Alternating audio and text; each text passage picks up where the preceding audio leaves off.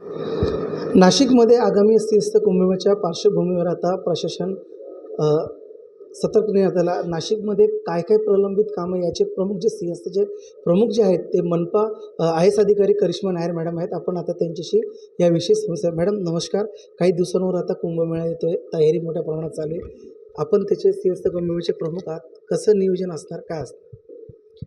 आता जे 2 वर्ष कालावधी लागणारे काम आहे त्यासाठी प्राधिकरणाने प्रमासुद्धा दिलेली आहे. आम्ही 1600 कामासाठी निर्गमित मान्य अध्यक्षांनी केलेला सुद्धा आहे आणि बाकीचे जे कामं आहे त्याची जसं विभागाकडून डिमांड येत आहे त्याची आम्ही देत आहे.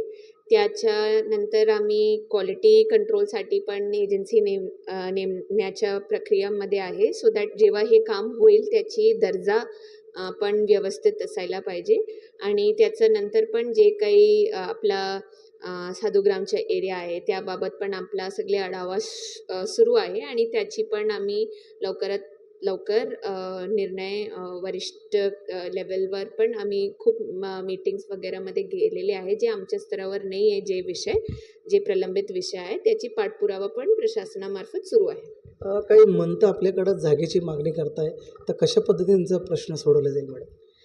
आता आपल्याकडे खूप मागणी येत आहे.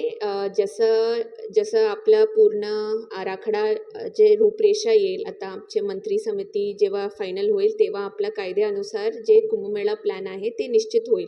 त्याच्यानंतर आम्हाला कळेल की आपल्याला ह्यासाठी किती पैसे असणार, साधुग्रामची एरिया किती असणार आणि आम्ही लेआउट प्लॅनिंगसाठी एक्सपर्ट्सला पण बोलवलेले आहे, ज्यांनी प्रयागराजमध्ये सुद्धा काम केलेले आहे. तर त्या हिशोबाने आपला जेव्हा हे डिसिशनच्या वेळी येईल तेव्हा प्रशासन तयारीने हे करणार आहे. आपण आता मॅडमशी विविध विषयांवर चर्चा केलेली आहे. मराठी न्यूजवर प्रतिनिधी प्रकाश दुबे, नाशिक.